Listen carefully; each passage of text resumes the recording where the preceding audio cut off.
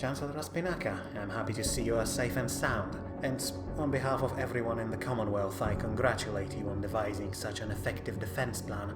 Although, to be honest, I don't really understand what the hell happened out there. I know that this information is strictly on the need-to-know basis, but if you could divulge even just a little bit.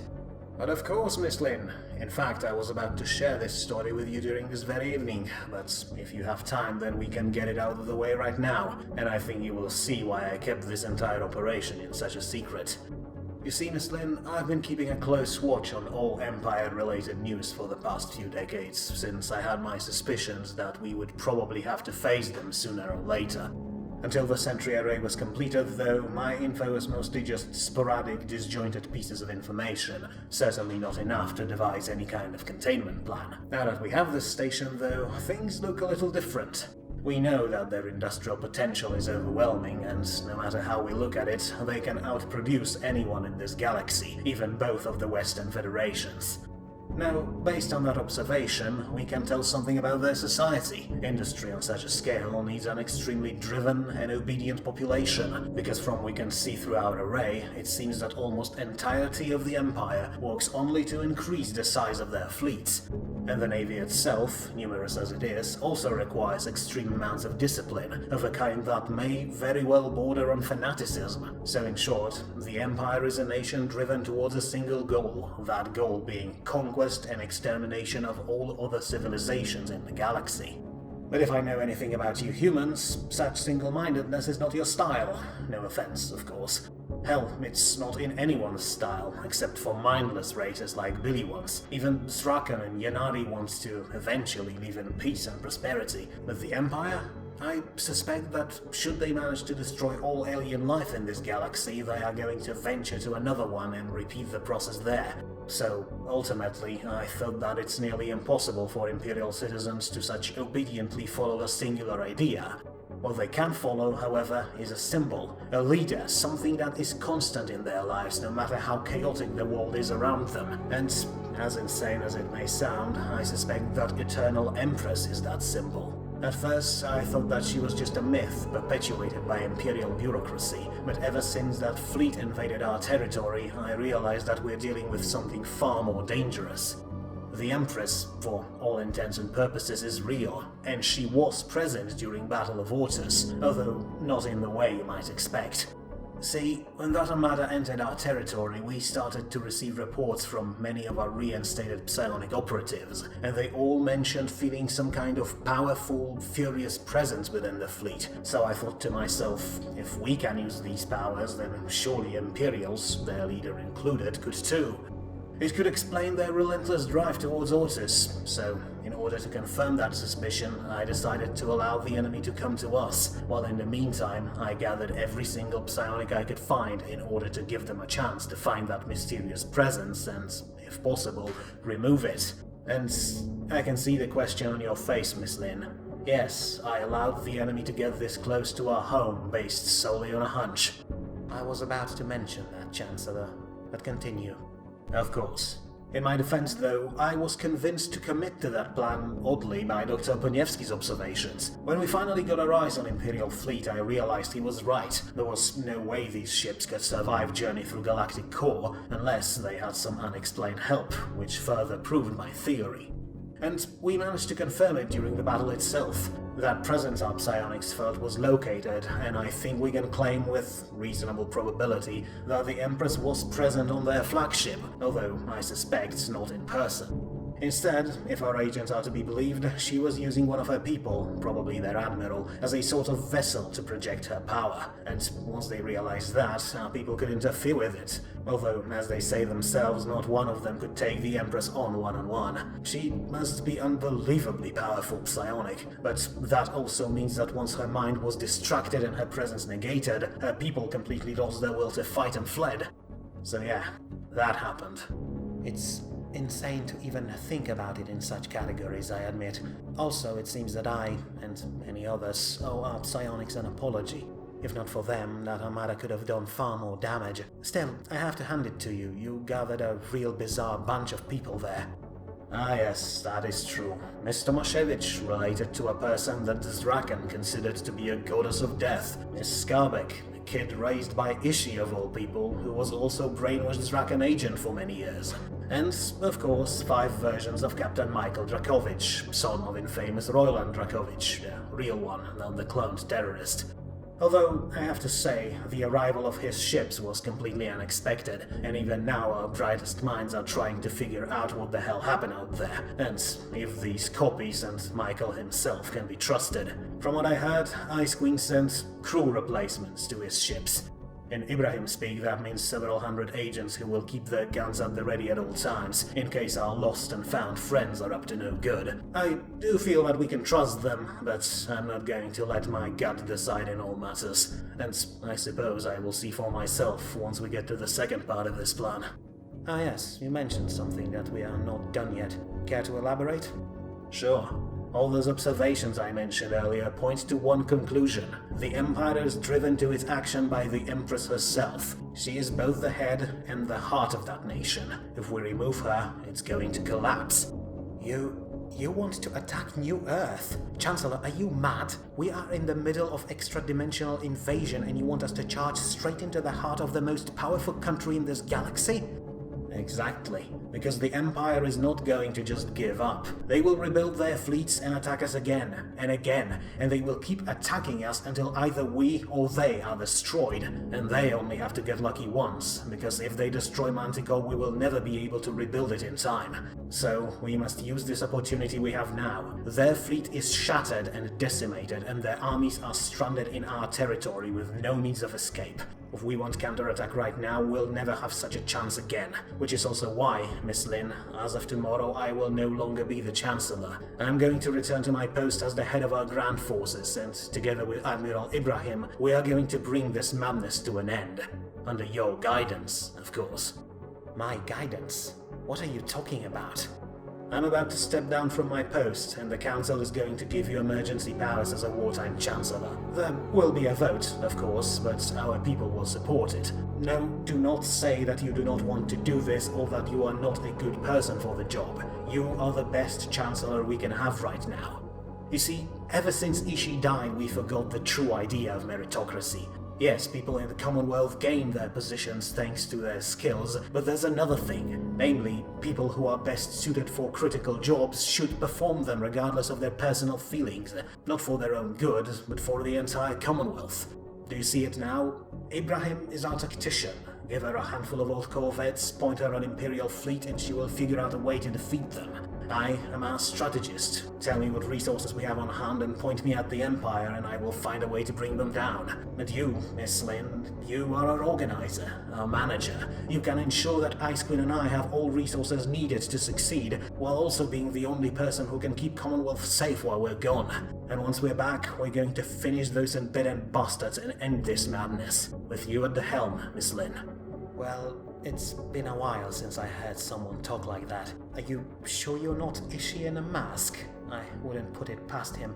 But now, in all seriousness, you are right. The needs of the Commonwealth outweigh the needs of one Shu Lin. I always consider myself a good admiral, and perhaps I even am one, but Satai is just leagues ahead of me. Don't ever tell her that, though. She's insufferable when she's smug. I wouldn't dream of it, Miss Lin. So, can I count on your support? Thank you. Then let us get to work and put this mess of a galaxy in order, shall we? And then, once we're done, drinks are on me. Count on it.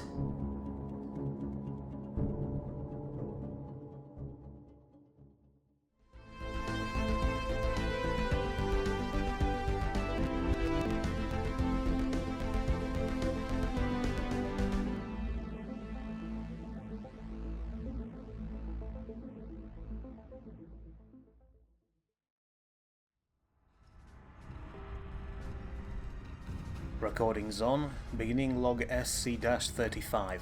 My name is...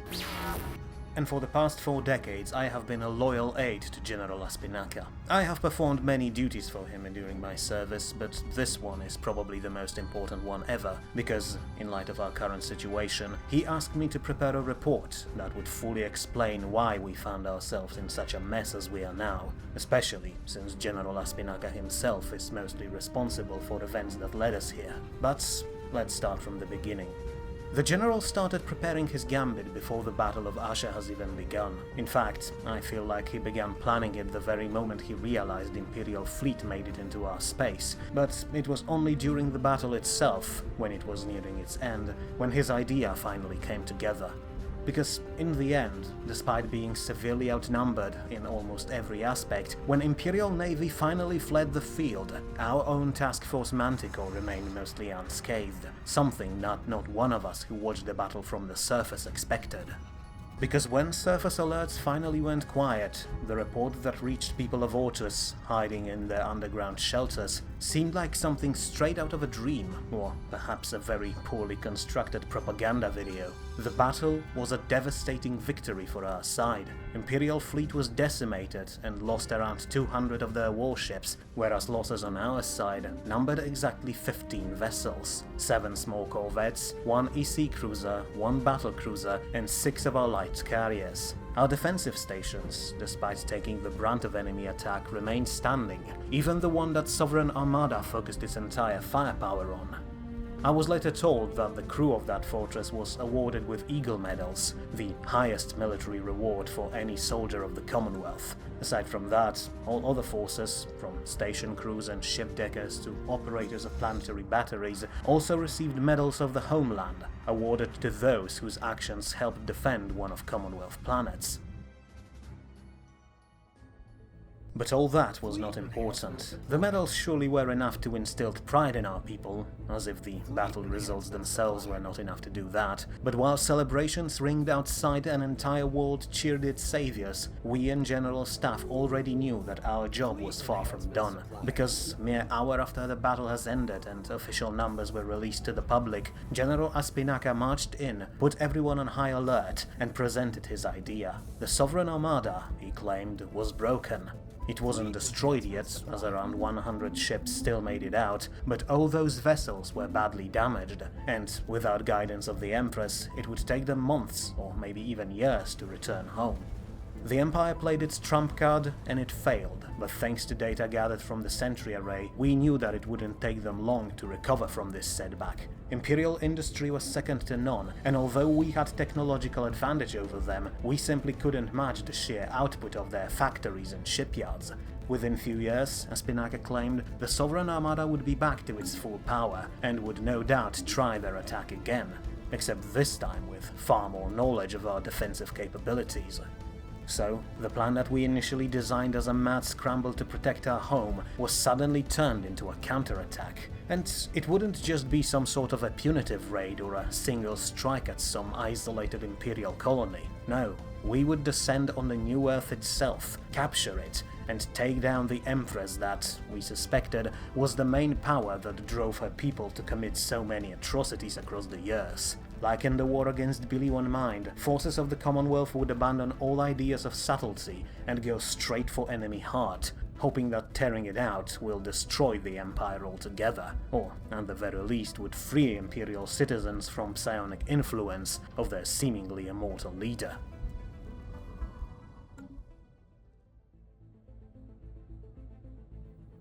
There were more things that we had to deal before that though, because the Sovereign Armada was just the tip of enemy spear. Following it was perhaps the greatest invasion fleet we have ever seen in Commonwealth's existence. Over 70 massive transport ships were spotted in Nordak system, close to Yanari border. We believe that their plan was to wait for the Sovereign Armada to destroy our defenses around Ortus, and then land and capture the planet itself, and we can all guess how that would end for our people.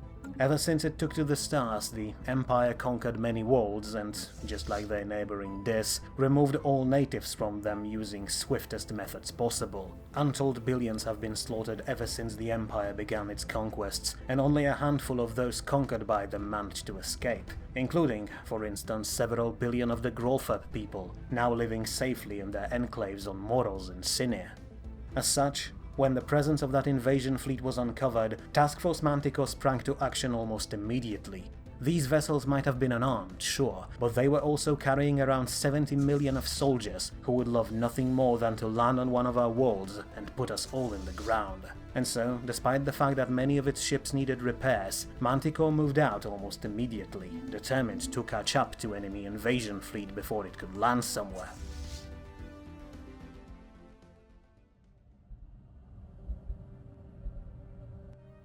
and as our fleet moved out, we returned to planning our counter-offensive, but that was not the important part. With Shulin back in charge as our Chancellor, the government resumed diplomatic talks with two of our northern neighbors, Gears and Hades, in hopes of securing their support, both for our attack on Imperial space and, further down the line, on the last remaining unbidden portal. But while many expected just military cooperation, the end result of these talks took almost every citizen within the Commonwealth by surprise. Because, after seeing the power of our fleets during last few battles, and after we provided them with habitat stations for their people, both Ahadi Conglomerate and Gir Compact decided to officially disband their Condyne League and become part of the Commonwealth. With a single document and 3 signatures, our nation suddenly gained several new planets and tens of billions of people, ready to walk and eager to stand side by side with us to protect the galaxy from unbidden and Imperial invasions.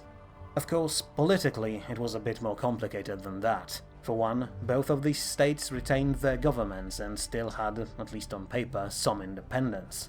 Ahadi territory, for example, became a free economic zone managed by their board of directors, who, as I have been told, found the idea of answering to politicians in the council both ridiculous and disgusting.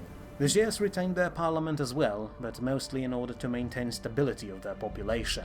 After all, a Gear mother can easily give birth to 20 or even 30 young ones in every brood, which means that strict breeding laws have to be imposed to ensure that population numbers won't suddenly explode out of control.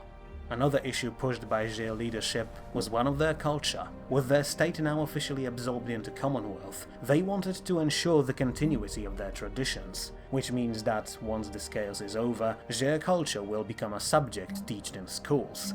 I heard that some of the more conservative groups protested against it, but gathered only minuscule support. Overall, I'd say it was not a bad price to pay. We gave some concessions, sure, but in return we gained several new planets, billions of new citizens, and perhaps most importantly, Gear and Ahadi fleets, exactly when we needed them.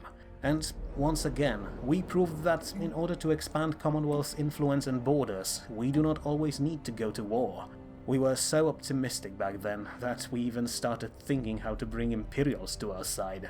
They are, after all, humans. But of course, as we have learned long ago, no matter how many enemies you have, your fellow humans are still the most dangerous ones.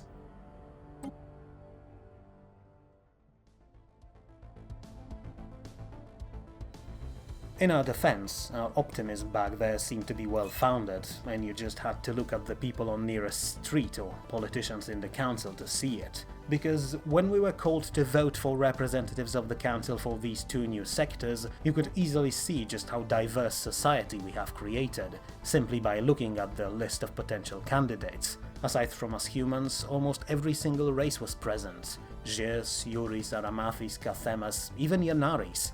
The very fact that people who were once our sworn enemies were now trusted enough to hold public positions was a true victory for our way of life, and a clear sign that, despite making many mistakes, Commonwealth still was the melting pot of the galaxy. With the arrival of Ahadi refugees, we even gained some citizens from the now annihilated Fafsim Dominion. We were never really on great terms with them, there's no denying that, but still, seeing all those refugees from a race we thought to be gone was truly a sobering experience. Former slavers or warmongers, the Commonwealth took them all under its wings and, slowly but surely, turned them into decent people. Or, well, at least into decent citizens. And when you realize that you just shared coffee with a Yanari during lunch break, it's easy to think that it would be just as easy to bring other humans on board as well, until you actually meet them.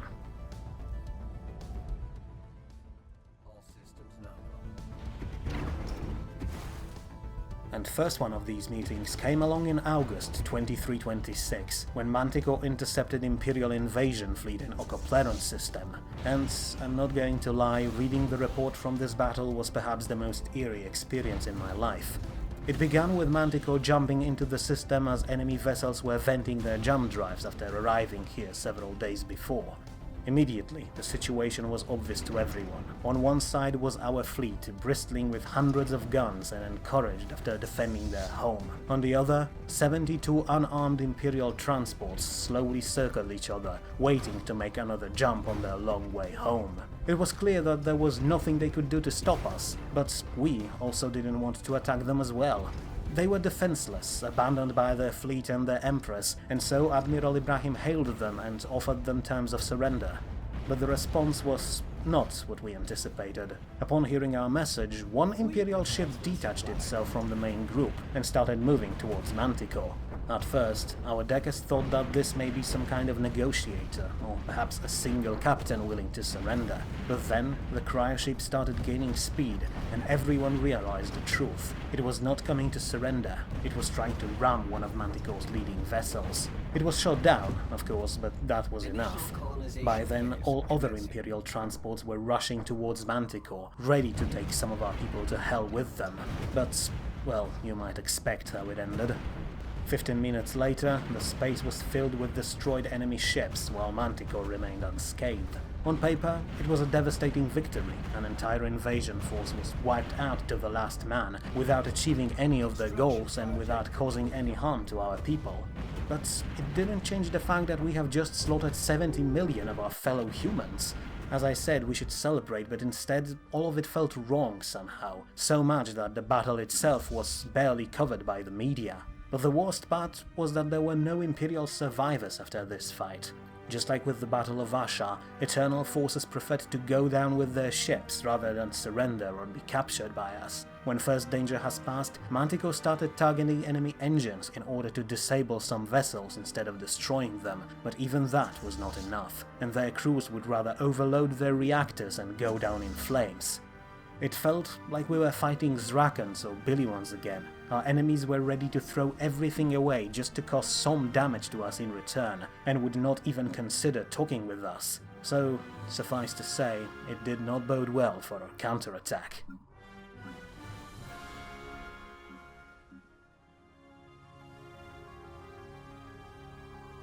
Another thing that could cause issues was of course Imperial industry, but in this case, we had a little secret project in the Skorom system that could help us level the playing field a bit. First designs of these constructions were drafted years ago, when the Unbidden were still active within our territory. We knew that, in order to defeat them, we would have to deploy far more warships than we already had, but we were still limited by logistical constraints, not only resources but also by the time itself, as our Curaçao shipyards were only able to produce one vessel at a time.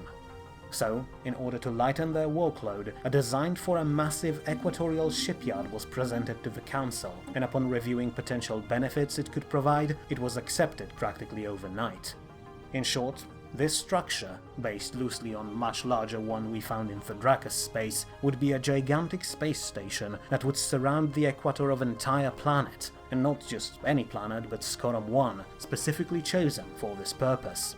This world was not suitable for habitation because of its tectonic instability, as volcanoes erupted there almost on a daily basis, covering the planet with near-endless lava flows. But while it made this planet a poor place to develop a colony, it also made it an extremely valuable location for industry. Precious minerals, usually located in the planetary core, were readily available on the surface due to constant volcanic activity, and the lava itself could easily be used as a power source. And so, Commonwealth's first range shipyard was designed to make best use of this world's condition.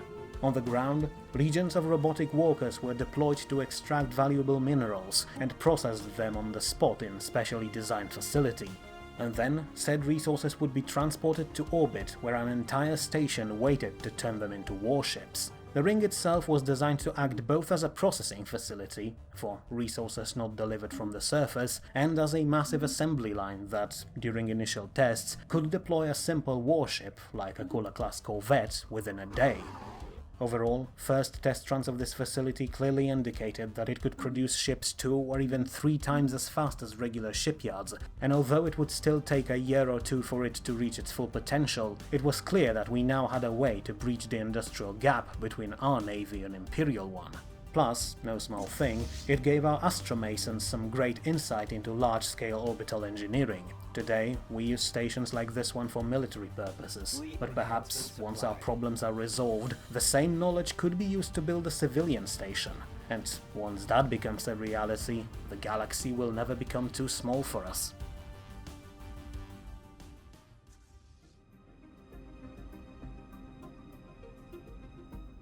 especially since our allies were just as determined to spread their civilization to formerly uninhabitable corners of the galaxy as we were. In 2327, we received a report from the Gier sector detailing their attempts at colonizing yet another volcanic planet, designated as Max. Like Scorum 1, this world would become invaluable assets to our industry, but said colony also had a bit more political significance, because it was founded not by the Giers themselves, but by the Utkavongo. After their government closed their borders to us, many of Utkavongo's citizens were not happy about it and sought to leave their increasingly militarized nation anyway. Some migrated into a Hadi space, some took long journey into Alir and Shalani territories, but most went to their closest neighbors, the cosmopolitan and easygoing Giers, where they were welcomed with open arms. After the deal with the Gier government was made though, these Utkas ended up within Commonwealth anyway. Some were unhappy about it, some approved, but overall the mood was that of acceptance, especially since many families separated by initial travel ban years ago could now finally reunite. Unfortunately, when Gier Combat became a Commonwealth state, Utkavongo Commissariat closed their borders to them as well, so if any more of their people would like to come into our borders, they would have to move through now independent territory of Ahadi Synergetics. But then again, it is easy to understand why Utkavongo government is not happy about the whole affair. Not only have they lost billions of their citizens who migrated to other nations, our deal with Ahadis and Giers also dissolved their federation, leaving them without allies, and with this and unbidden just beyond their northern border, that cannot be a positive thing. They could cooperate with us, of course, but they don't want to, so we will just have to hope that they will survive the surrounding chaos, regain their senses and reopen diplomatic channels with us, if only so we could have a buffer between us and all the madness in the north.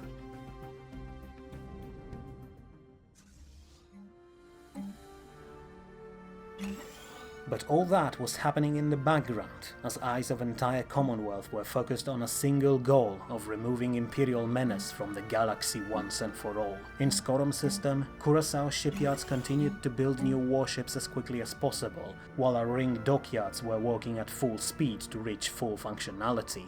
And all across the Commonwealth, a massive recruitment drive was being enacted as well. Training camps on many planets were full of recruits from all races, eager to take the fight back to the enemies who dared to invade our home. In massive factories on Curacao and Malika, new models of mechs were manufactured, twice as large and twice as powerful as our older models. On Minerva, genetic labs worked day and night, designing even more vicious variants of already deadly Minervan spiders. Tanks and gunships rolled out of assembly lines day after day, and on Ortus itself millions of battle droids were assembled as well. And, in a remote facility on Redamon Prime, several hundred special psionic operatives from all across the nation were united into a singular group, with a single, specific goal in mind. Entire nation lived with these preparations, and even some of our neighbors silently pitched in, eager to see Imperials gone. And as for Commonwealth citizens themselves, well, they were more eager than we anticipated. While fighting other humans still seemed wrong, especially with Unbidden still on the loose, Commonwealth humans were growing more fond of the idea of our counterattack by the day. Perhaps, as Bioshock Division theorized, it had something to do with our evolution. After thousands of years of conflicts back on old Earth, fighting amongst ourselves seemed natural to humans. As for our alien comrades, some of them came from territories conquered by the Empire and dreamt of nothing more but avenging their fallen kin. Some, like new generation of young Yadran warriors, were simply eager to prove themselves and win glory and honor in the process. And some aliens, without a doubt, just enjoyed the idea of being able to finally shoot at some humans with impunity. We all had our reasons, but the end result was that we still stood side by side, united by a common enemy. And all that even before Propaganda Division started to pitch in.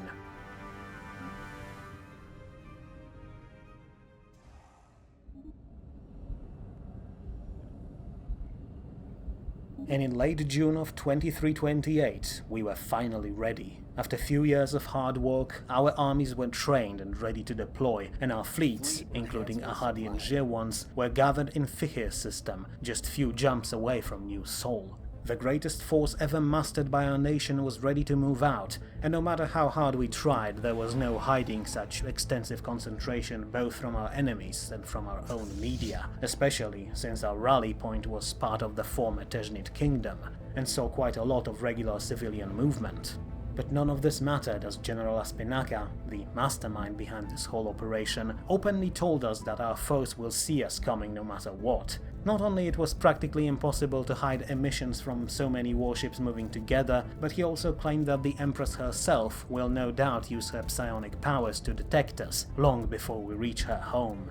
But despite that, the advantage was ours. After their defeat at Asha, Imperial fleet was forced to return back to their territory across galactic core, and so far they were still lost in that blinding maze of stars and black holes.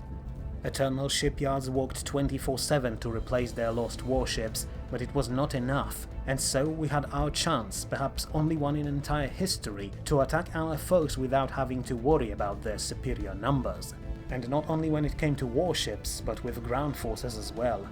In early July, when last of our transport ships with General Aspinaka on board reached the rally point, our force was larger than ever. The core was 30 million battle droids and 10 million Minervan spiders, ready to act as a vanguard for our 19 million regular troopers and 700,000 mechs.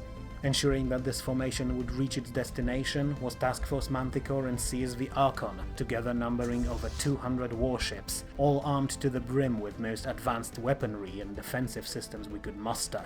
We were ready, but more than that, our attack would not be a slow, deliberate affair we were used to. With our new jump drives, reaching New Sol system would take us only a handful of jumps, and we could make them much faster than before, since we no longer needed to build wormhole stations along the way. Even if Imperial forces would detect us, they would have no time to react. And so, we departed, once again ready to tear the beating heart out of our enemies and force them to surrender.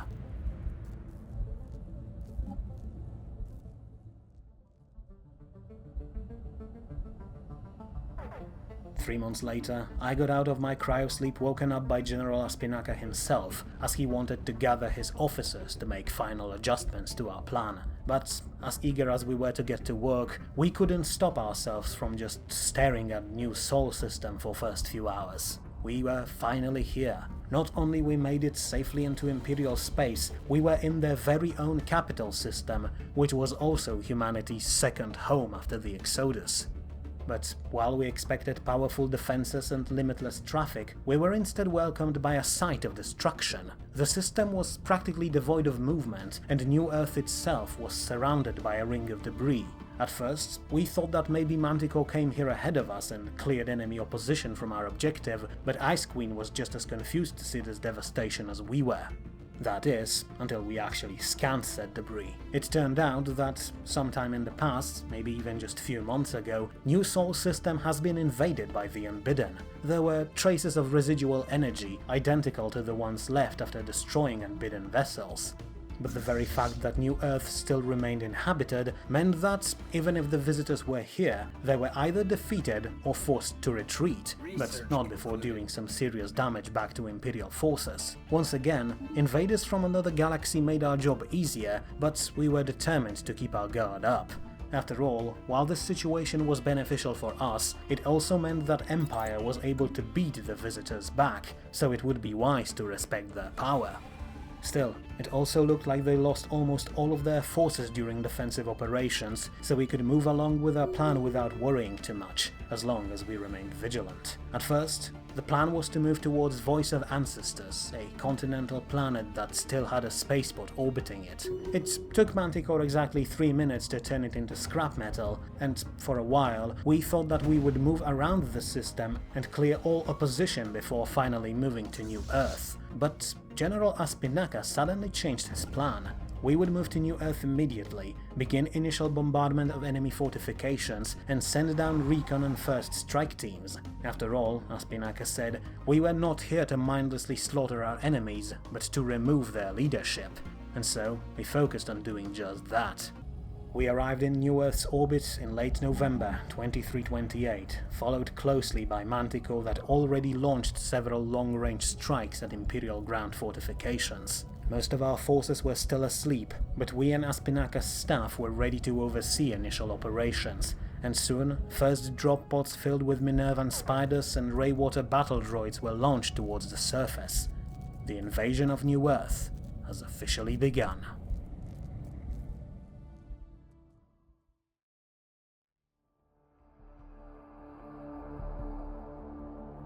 Citizens of New Earth, this is Satayesh Ibrahim, Commanding Officer of Commonwealth's Task Force Manticore. As you have surely noticed by now, our Navy took position around your world, but I wish to assure each and every one of you that our quarrel here is not with you, but with your misguided leadership. We are all survivors from old Earth, lost in this foreign, dangerous galaxy, and so we should work together to uncover its secrets and ensure prosperity and continued existence of entire human race. Your leader, however, disagrees and considers us, your brothers and sisters, enemies that should be exterminated to the last.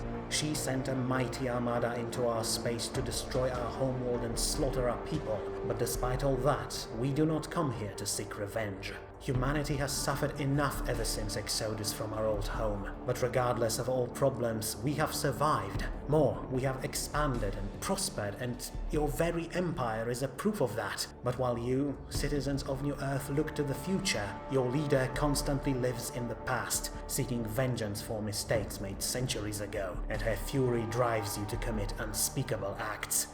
But as I said, our fleet is not here to strike back. We cannot change the past, but we still can affect our future. But in order to ensure peace and prosperity for all humans, Commonwealth and Imperial alike, your misguided leader must be brought to justice and either shown the error of her ways or removed from her position. As such, our only goal here is to apprehend your Empress, and we have no wish to fight or cause harm to any of you. And so I implore you, citizens of New Earth, to not interfere with our forces. Stay in your homes, and should you meet one of our soldiers, simply raise your hands, cooperate with them, and you will be treated with respect. I repeat, we do not wish to cause you any harm. The only enemy here, both for you and for us, is your Empress. Once she is removed, we can work together to deal with the unbidden invasion, which is a true threat to our galaxy. So to you, citizens and soldiers of the Empire, I once again say, stand down and let us reunite humanity. Dad, can we do something to stop this? It's been playing on repeat for almost a week now. I'm afraid not, son. The traitor forces managed to get into our communication systems, but do not lose hope. They wish to cause discontent and turn our own friends against us with these messages, which can only mean that they're afraid of fighting us. Their lies only make their cowardice more obvious. But do they really think anyone would listen to them? They're monsters. Joining them would be a fate worse than death. You would be surprised, kid. Herald News say that they built their entire country on lies. All these aliens that serve them are simply brainwashed slaves, tricked into believing they own their lives. So do not ever underestimate the power of traitor lies. They have already destroyed our old home, and they will surely stop at nothing to annihilate this one. And they will love to use our own brothers and sisters to do so. I will be careful, Dad. Her Majesty protects. Her Majesty protects. Now, what the hell was that noise? It sounds like something heavy dropped into the backyard. Deployment complete. Initiating search pattern. Get down, son. Plus, these traitors, they're not even brave enough to face us directly and would rather use machines instead. Dad, what do we do? I never seen a robot like this. It's just one machine. Maybe I could surprise it and... Dad, no, please. Don't leave me here. We already lost Mum to these Commonwealth people. I don't want to lose you as well. Lost? Who told you that? Brian, from down the street. You know his dad was a captain of a corvette, right? His mum received a letter and a flag a few days ago, but Admiralty's agents asked her to be quiet about it. Do not listen to Brian, alright? The lies of these traitors must have got to him. Our fleet is... It's alright. Mum is alright. They're just hiding and waiting for a chance to surprise these bastards. But okay, I will stay here. We keep our heads down and wait for Redcoats to arrive. These machines can't be that smart, so we should be able to stay out of... Target located. Stay back, son. I will not let this thing harm you. For the Dad! Secondary target confirmed. Classification: Imperial citizen, young. Threat level low. Standing down. Dad, get up! Recalculating mission parameters. Ability to process non-critical civilian prisoners, 0. Target neutralized. Resuming search button.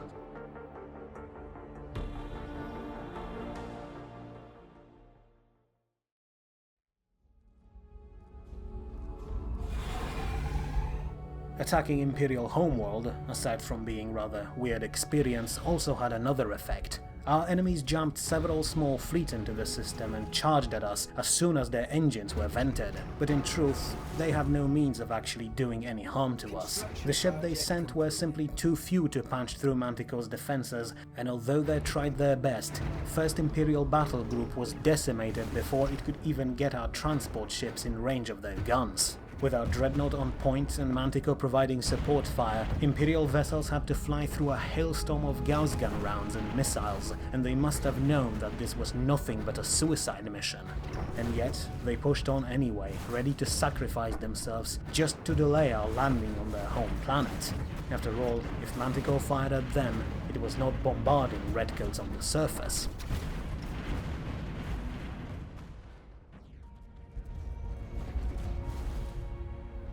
So, Manticore obliged and took first enemy fleet down, but despite seeing that display of power, other enemy formations did not stop for even a second. Against all odds, they threw themselves at our warships, firing every gun they could and going for ramming maneuvers whenever possible.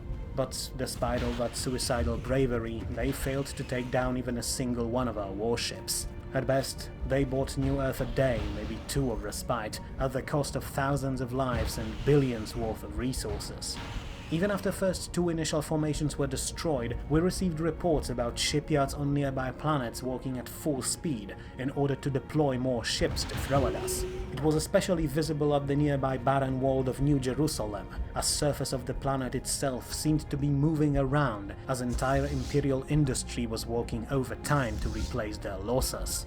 At this point, you would expect them to surrender, or at least negotiate, but there was only silence from their side, and all attempts at communication remained unanswered. Hence, after a while, we lost all hope for a reasonable resolution. It was time to resume bombing runs.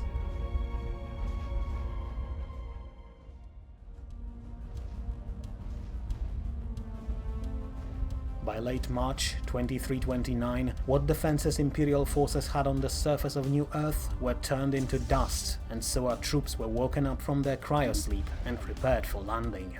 In early days of April, everything was ready, and after short, to-the-point speech of General Aspinaca, first assault barges and dropships were launched towards the surface, welcomed by only minimal anti-air resistance. The landing, overall, went smoothly. Drop zones designated by our recon teams were already cleared by Manticore's bombs and by our spiders and battle droids, so when we finally reached the surface of Imperial Capital Planet, we were greeted by an eerie silence. For the first 2 days, we encountered no resistance whatsoever, but also no life at all. At this point, though, we were not really thinking about it, as the most common reaction to the sight of New Earth's surface was surprise. From what we knew about the Empire, we suspected to see grim and dark architecture, oppressive and monumental, designed to show the supremacy of the Empress. Instead, we were welcomed by clean rows of white family homes with red roofs that looked more like leisure districts on Zanam or Kodria. Immaculate flower beds, neatly trimmed grass, parks every few kilometers. You could barely see that, long ago, this world was an untamed, lush tropical wilderness. Even industrial districts and city centers were sparkling clean and bright and full of open spaces, far cry from our own underground homes made out of cold metal and concrete. And then we found the bodies. Imperial citizens, as it turned out, were not willing to just stand idly by while we invaded their home planet. Instead, they attacked our recon teams with everything they had on hand, from kitchen knives to bricks from their walls, and our droids and spiders responded by defending themselves. What's worse, when we finally met Imperial soldiers in the field, their civilians stood side by side with them, often throwing themselves in the line of fire just to draw our attention away from their soldiers. But it changed little. The garrison of New Earth was numerous and its soldiers were well trained, there was no denying that, but we had them outmatched in nearly every aspect, except for morale. But then again, the majority of our force were robots and monstrous creatures that felt no fear. And so, despite their discipline and superior training, Imperial forces were broken within few days, leaving behind millions of dead, while our side barely took any losses. But 5 days in, something changed. Instead of fighting us to the last, enemy troops abandoned their posts and retreated at full speed. At first, we thought they were broken, until General Aspinaka realized where they were all going to. It seemed that every single remaining Imperial soldier was preparing to mount a last stand on Mount Westminster, a massive complex that spanned hundreds of square kilometers and home of the Eternal Empress. The battle, it seemed, would be decided there, in this single palace, but as we were preparing to surround it, General Aspinaka and I, together with the rest of the staff, were suddenly ambushed by an enemy unit that was clearly determined to do to us precisely what we wanted to do to them: kill the leader of our force, and hope that it will be enough to break us.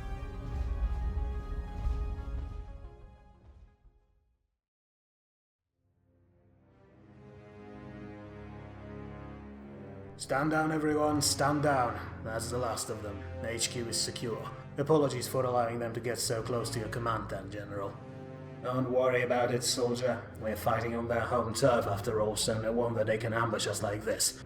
Not to mention the fact that you've dealt with them rather well. The way I see it, we dealt with this attack with only minimal losses. True enough, sir. Our robots must have really thinned them out when they passed through this area ahead of us. It was almost too easy. Don't get me wrong, sir, I'm happy that this operation goes along smoothly, but after all the build-up, I expected a bit more of a fight from this dreaded Empire. Instead, I feel like their real forces aren't even here.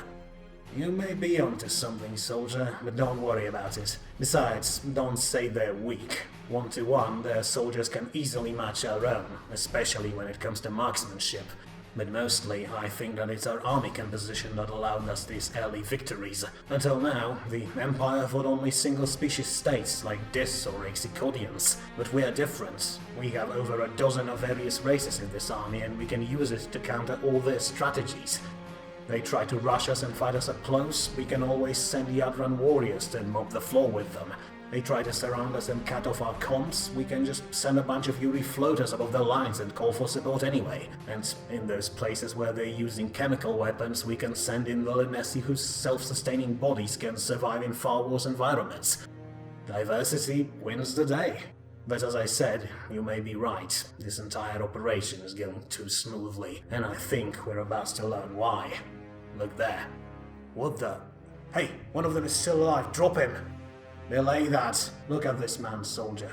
Look at his wounds. He's dead, and yet he's walking, which is precisely what I expected to see. Lower your weapons, everyone. If I'm thinking correctly, we are in the presence of Her Imperial Majesty herself. So you are the one who leads this invasion. How typical of these traitors. They're too scared or too incompetent to do their work properly, so they send in one of their brainwashed puppets. You can see there are other soldiers around me, yes? And many of them are humans, same as you are. Humans. These abominations of flesh and metal are nothing like us, nothing like ancestors they have abandoned back on Earth. But you would know nothing about it, Hellion. On the contrary, I know what Commonwealth did back on Earth. I know how they left you behind to die.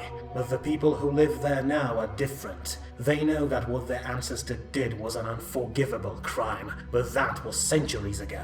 What's done is done, and they decided to move forward instead of constantly relieve failures from the past. And if you would just stop attacking everything in sight for a while and listen, they would no doubt make it up to your people. We just want to make amends and... Make amends? And that is said by an alien puppet who leads an invasion on my homeworld and slaughters millions of my people? You truly are as mindless as I expected you to be, creature. Your Commonwealth masters have trained you well, for I can sense that you even believe in that nonsense you just uttered. But there will be no peace with these traitors. Not now, and not ever. We already made a mistake of trusting them once, and we will never make it again. For the moment we extend our hand to them, they will just stab us in the back again. But all that is beside the point anyway, because you are not here to make peace, alien. No, you are here to kill me, guided by your foolish notion that removing me will somehow make my people forget all these crimes they suffered and force them to surrender to your masters. But citizens of this empire are loyal, not just to me, but to themselves, to their nation, and to its goal, which is preservation of humanity. And don't dare to say that your Commonwealth wants the same thing. These things abandoned their humanity the moment they willingly caused genocide of over half of Earth's population. Replacing their corrupted bodies with metal was just the last step in a process that began ages ago. I see. So even the fact that we are all here in this galaxy against our will, used as a bait for invaders from another dimension, is not enough to convince you. By now, even you must have noticed that they are the real enemy here, not us. No. Like you, they are a threat to my people, and so like you, they will be eradicated. But that conversation has no point anymore. I saw what I wanted to see. I thought that maybe, just maybe, there was something worthy of salvation in you, General. But now I see just how thoroughly these traitors have conditioned you, and you don't even see how they pull your strings even now. But it matters not. You will all die here, and the first strike is about to be delivered from within of your very own army. That way, you too will know how it feels to be betrayed. That way... Was something supposed to happen, Your Majestiness? I see. Maybe there is a bit of intelligence within you yet.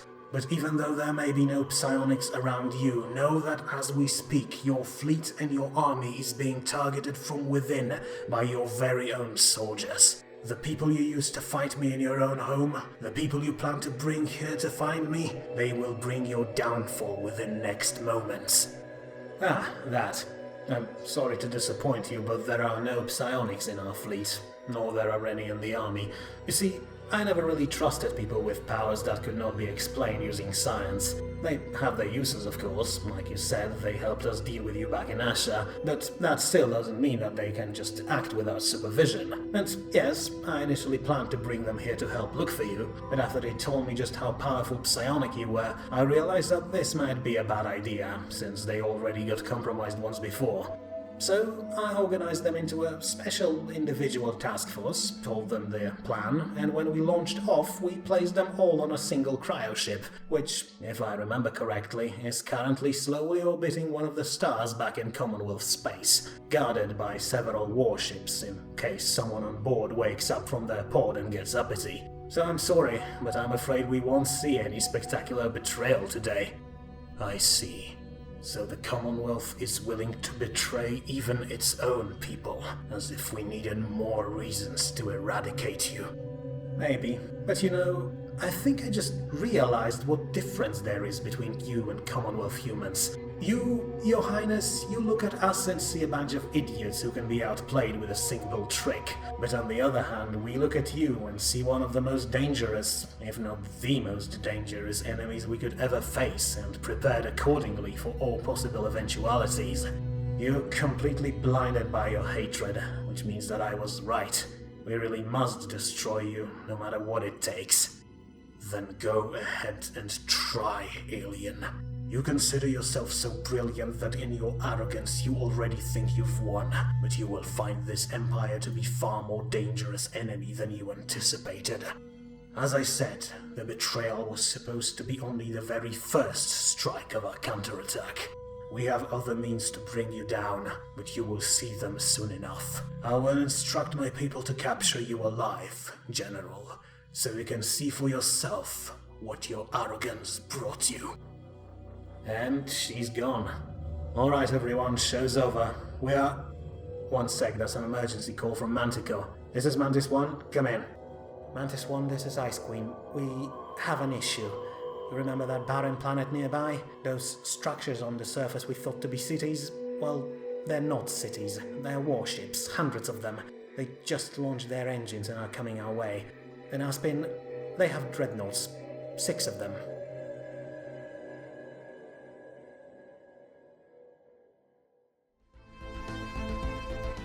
That is it for this episode. We will see, amongst other things, how our attack on New Earth will end in the next and final episode of Second Chance. See you next time.